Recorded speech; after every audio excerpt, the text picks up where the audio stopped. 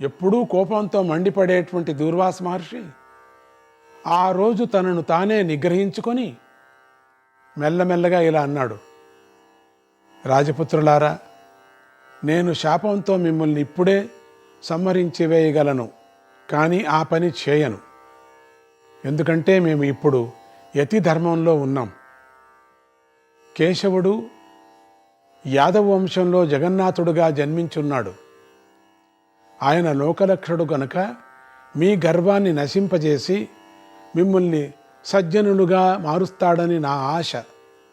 అందుకే నేను మౌనంగా ఉన్నాను. నాకు అవమానమైన పర్వాలేదు. జరాసంధుడి మీకు దగ్గర బంధువే అని నాకు తెలుసు. అతడు మీకంటే పెద్ద వీరుడే. అతడు కూడా నాతో ఇలా మాట్లాడాడు. నాతో ఎవరు ఇట్లా మాట్లాడరు. జరాసంధుడు ఎప్పుడూ ఇట్లా మాట్లాడలేదు. ఎన్నో మాటలు కలిశా. మీరు నాతో ఇలా మాట్లాడారని తెలిస్తే అతడు మీతో బంధుత్వాన్ని కూడా తెంచి వేసుకోగలడు. నా మీద అభిమానం ఉంది. అతడితో వైరమే మీకు మిగలగలదు. ఒకవేళ ఆ జరాసంధుడు మీ మీది బంధుప్రీతితో మీ అధర్మాన్ని సహిస్తే అతన్ని కూడా సర్వనాశనం తప్పదు. అయినా మీతో అన్ని మాటలు నాకెందుకులేండి. పోండి, త్వరగా పోండి ఇక్కడి నుంచి, బతుకుపోండి. ఓయి జనార్దన బ్రాహ్మణ, నీ బుద్ధి నిర్మలమైనది. శంఖచక్ర గదాధారి అయిన శ్రీహరి మీద నీ భక్తి అలాగే నిశ్చలంగా నిలబడి ఉండిపోవుగాక. ఇవాళ కాకపోతే రేపు కాకపోతే ఎల్లుండో ఆ స్వామితో నీకు సమావేశం జరుగుతుంది.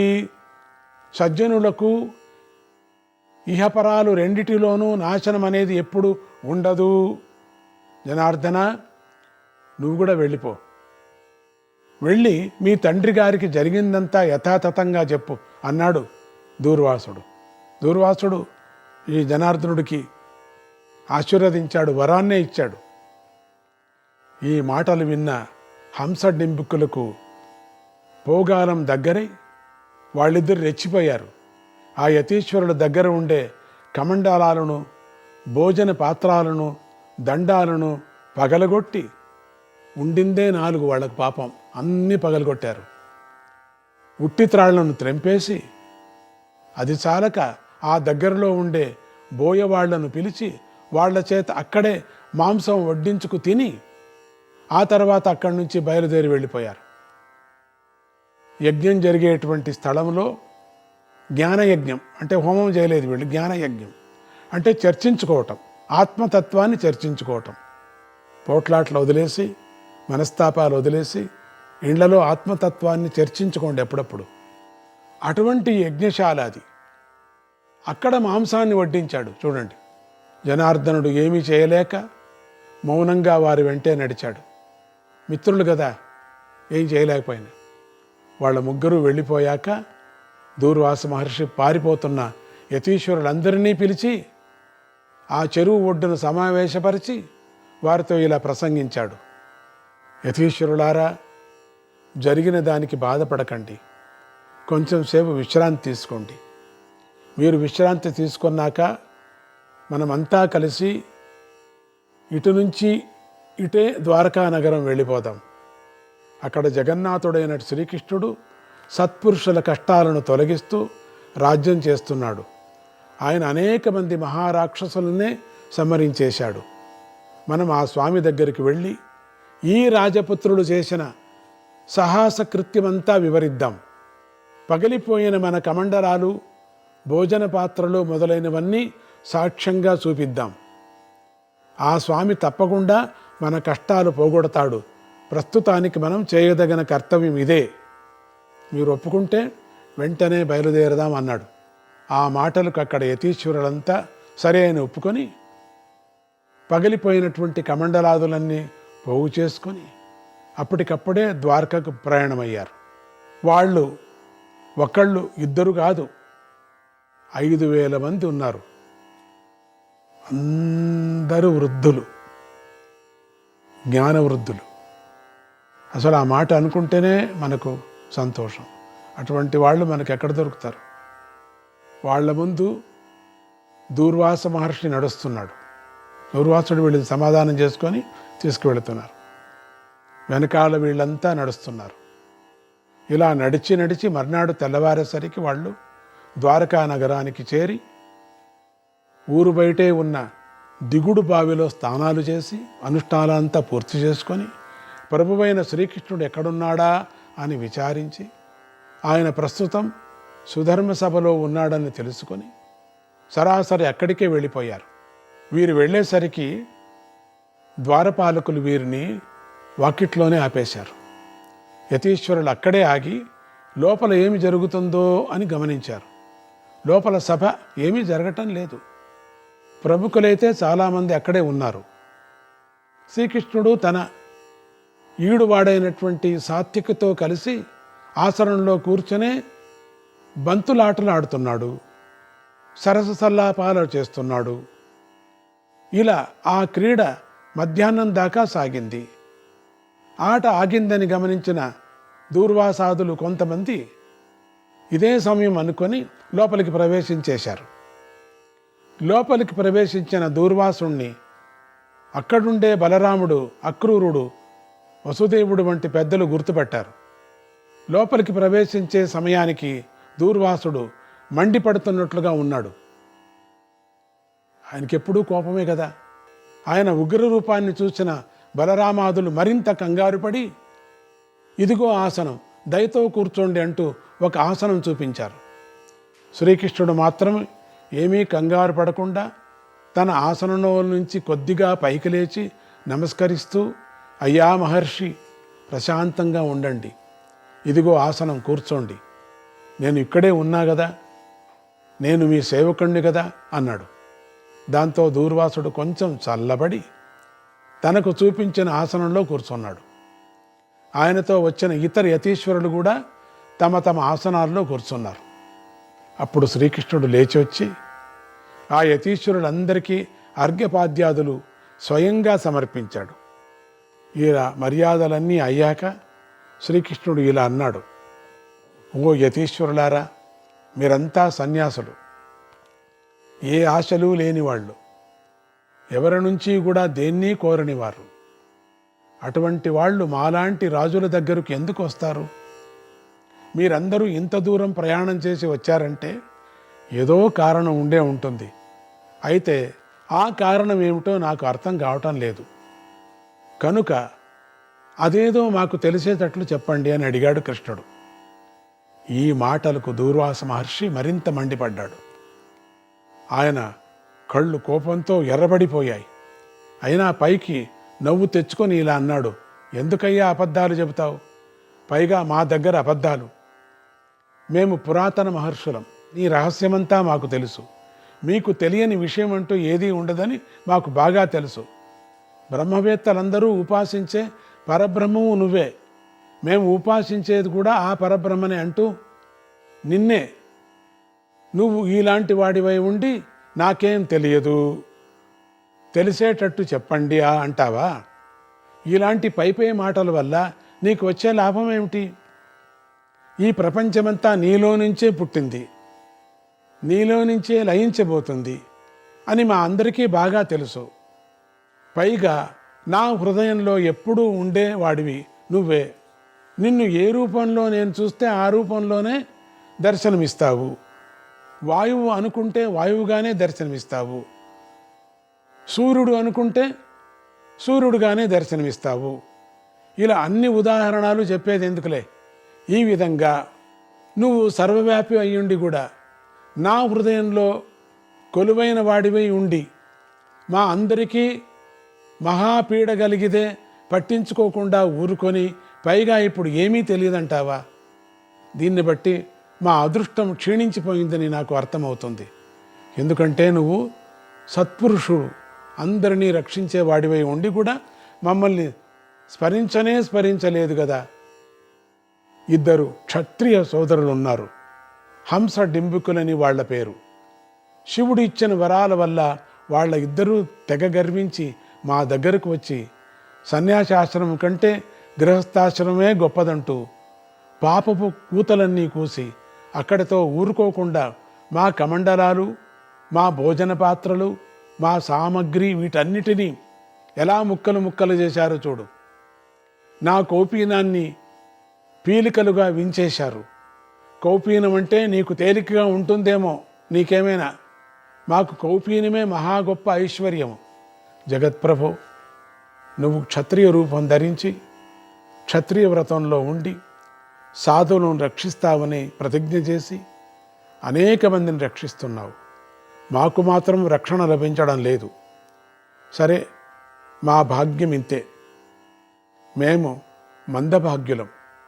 కానీ నీకు ఒక మనవి చేయవలసి ఉంది. హంసడింబుకులనే ఆ క్షత్రియ కుమారులు ఇద్దరూ జీవించి ఉంటే మాకే కాదు, లోకంలో ఉండే బ్రాహ్మణ, క్షత్రియ, వైశ్య, శూద్రుల్లో ఎవరూ బ్రతకలేరు. ఇంతెందుకు, వారి వల్ల ఈ ముల్లోకాలు నశించి తీరుతాయి. లోకంలో చాలా మహావీరులు ఉన్నారు కదా అంటావేమో. వీళ్లకు ఉన్న వరబలం సామాన్యమైనది కాదు. వీళ్ల ముందు భీష్ముడు, బాహ్లికుడు, జరాసంధుడు వంటి క్షత్రియ వీరులు మాత్రమే కాక ఇంద్రాది దేవతలు కూడా నిలబడలేరు. ఆ సోదరులిద్దరూ ఎప్పుడు కలిసే ఉంటారు. వాళ్లను విడదీయడం ఎవరి వల్ల కాదు. హే ప్రభో, మా కోసం కాకపోయినా ముల్లోకాల రక్షణ కోసమైనా నువ్వు ఆ దుష్టులు ఇద్దరిని సంహరించాలి. అలా సంహరించకపోతే నీకు శిష్టరక్షకుడు అనే మాట వ్యర్థమైపోతుంది. కనుక హే ప్రభో, రక్ష రక్ష అంటూ దూర్వాసుడు ఆవేశంగా తన ప్రసంగాన్ని ముగించాడు. అది విన్న శ్రీకృష్ణుడు మెల్లగా నిట్టూర్చి ఇలా ప్రసంగించాడు. మహర్షి, ఈ తప్పు నాదే, నువ్వు క్షమించాలి. నేను ఇలా ప్రార్థిస్తున్నాను గనుక నువ్వు శాంతించాలి. మహర్షి, శివవరాలు ఉన్నా, బ్రహ్మవరాలు ఉన్నా, ఎవరి వరాలు ఉన్నా సరే ఆ హంసడింబుకులను నేను సంహరించి మీకు సంతోషం కలిగించి తీరుతాను. ఇది నా సత్య ప్రతిజ్ఞ. వాళ్ళిద్దరి గురించి పూర్వమే కొంత విని ఉన్నాను. వాళ్ళు క్రూరంగా ప్రవర్తిస్తున్నారని కూడా విని ఉన్నాను. వాళ్లను లొంగదీయడం అంత సులభమైన పని కాదు. ఎందుకంటే వాళ్లకు జరాసంధుడు అత్యంత సన్నిహితుడు. ఆ జరాసంధుడికి తాను చక్రవర్తి కావాలని ఉంది. ఈ హంసడింబికుల సహాయం లేకుండా అతడు భూమి మొత్తాన్ని గెలవలేడు. అందువల్ల జరాసంధుడు వారి స్నేహాన్ని వదిలిపెట్టడు. అయినా కూడా వాళ్ళని నేను వదిలిపెట్టను. వాళ్ళు ఎక్కడ దాక్కున్నా సరే మీకోసం వాళ్ళ వెంటబడి వాళ్లను సంహరిస్తాను అని అంటూ, త్వరలో మీ పని పూర్తి అవుతుంది, యతీశ్వరులారా, మీరు సంతోషంగా వెళ్ళి రావచ్చు అన్నాడు కృష్ణుడు. ఆ మాటలకు సంతోషించిన దూర్వాసుడు, అంతే కావలసింది ఆయనకు, సంతోషించిన దూర్వాసుడు శ్రీకృష్ణుడి అనేక రకాలుగా కీర్తిస్తూ చివరికి, భక్తవత్సల, నేను తెలుసో తెలియకో అన్న మాటలను నువ్వు క్షమించు. ఎందుకంటే తత్వదృష్టితో చూస్తే నువ్వే నేను, నేనే నువ్వు, కనుక నన్ను క్షమించు అన్నాడు. శ్రీకృష్ణుడు నవ్వి ఇలా అన్నాడు. మహర్షి, సహన గుణమే మాకు ఉన్న బలం. మీరు కూడా మమ్మల్ని క్షమించాలి. సన్యాసులకు సహనమే ప్రధాన బలం కదా. మోక్ష సాధకులకు తత్వజ్ఞానం ఎంత ముఖ్యమో సహన గుణం కూడా అంత ముఖ్యం కదా. సహన గుణం కూడా. కనుక మీరు ఎప్పుడూ సహనంతోనే ఉండాలి. మీతో వచ్చిన ఈ యతీశ్వరులంతా నాకు పూజ్యులు. ఇవాళ మీరంతా మా ఇంటిలోనే భిక్ష చేయాలి అన్నాడు. వాళ్ళంతా దానికి అంగీకరించారు. శ్రీకృష్ణుడు వాళ్ళ కోసం ప్రత్యేకంగా వంటలు చేయించి భోజనాలు పెట్టించాడు. ఆ తర్వాత ఎర్రని మెత్తటి పట్టుబట్టలను ముక్కలుగా కత్తిరించి వాళ్ళందరికీ కౌపీనాలుగా దానాలు చేశాడు. అంతే కదా, ఇంకేం తీసుకోరు వాళ్ళు. యతీశ్వరులంతా ఈ సత్కారాలను పొంది వచ్చిన దోవనే వెళ్ళిపోయారు. కానీ దూర్వాసుడు మాత్రం శ్రీకృష్ణుడి అనుమతితో అక్కడే ఉండిపోయి నారద మహర్షితో కలిసి బ్రహ్మతత్వ విచారణ చేస్తూ కాలం గడపసాగాడు. అక్కడ హంసడింబికులు స్వరాజ్యానికి చేరి మర్నాడు నిండు సభలో తమ తండ్రి అయినటువంటి బ్రహ్మదత్త మహారాజుతో ఇలా అన్నారు. మహారాజా, మీరు ఇక రాజసూయ యాగానికి సంకల్పం చేయండి. ఈ మాసం యజ్ఞ సంకల్పానికి అనుకూలంగా ఉందని ముహూర్తవేత్తలు చెబుతున్నారు. మేమిద్దరం ఇవాళ నుంచి మన సైన్యాన్ని వెంట తీసుకొని దిగ్విజయ యాత్రకు బయలుదేరుదాం. మీరు యజ్ఞానికి కావలసిన అన్ని సమకూర్చుకొని ప్రయత్నంలో ఉండండి అన్నారు. బ్రహ్మదత్త మహారాజు ఆ మాటలకు సంతోషించి సరే అని అనేశాడు. ఇదే సభలో ఉన్న జనార్దన బ్రాహ్మణుడు మాత్రం తన మిత్రుల తొందరపాటుతనానికి మనస్సులోనే బాధపడుతూ సభలో ఇలా అన్నాడు. మిత్రమా హంస, నేను కొన్ని మాటలు చెబుతాను, ముందు విను, తర్వాత ఆలోచించు, ఆ పైన నిర్ణయం తీసుకో, ఆ మీదట నీ పరాక్రమాన్ని ప్రయోగించు. రాజశ్రేష్ఠ, రాజసూయం అంటున్నావు. ఎదుటి రాజులతో భీష్ముడు, జరాసంధుడు, బాహ్లీకుడు, యాదవులు మొదలైన వారు చాలామంది ఉన్నారు. భీష్ముడు 21 మార్లు భూమి అంతా తిరిగి క్షత్రియ సంహారం చేసిన పరశురాముణ్ణే గెలిచిన మహావీరుడు. జరాసంధుడి విషయం నేను ప్రత్యేకంగా చెప్పవలసిన పని లేదు. ఇక యాదవ వీరుల దగ్గరకు వస్తే వాళ్లలో శ్రీకృష్ణుడు ఉన్నాడు. ఆయన సాక్షాత్తుగా శ్రీహరి యొక్క అవతారం అని వింటున్నాం. ఆయన అనేక మంది రాక్షసులను సంహరించేశాడు. యాదవులలో ఆయన కాక బలరాముడున్నాడు, సాత్యకి ఉన్నాడు, ఇంకా ఎంతోమంది సుప్రసిద్ధులైనటువంటి వీరులంతా ఉన్నారు. ఇదిగాక మనం దూర్వాస మహర్షితో విరోధం పెట్టుకోవచ్చాం. ఆ దూర్వాస మహర్షి తన శిష్యులందరినీ వెంటబెట్టుకొని శ్రీకృష్ణుడి దర్శన కోసం ద్వారకకు వెళ్ళాడని మనకు వార్తలు వస్తున్నాయి. మా ఇంటికి భోజనానికి వచ్చిన బ్రాహ్మణులు కూడా ఈ వార్తను ఖాయం చేశారు. శ్రీకృష్ణుడు దూర్వాసాదులను అభయం ఇచ్చి ఉండవచ్చు.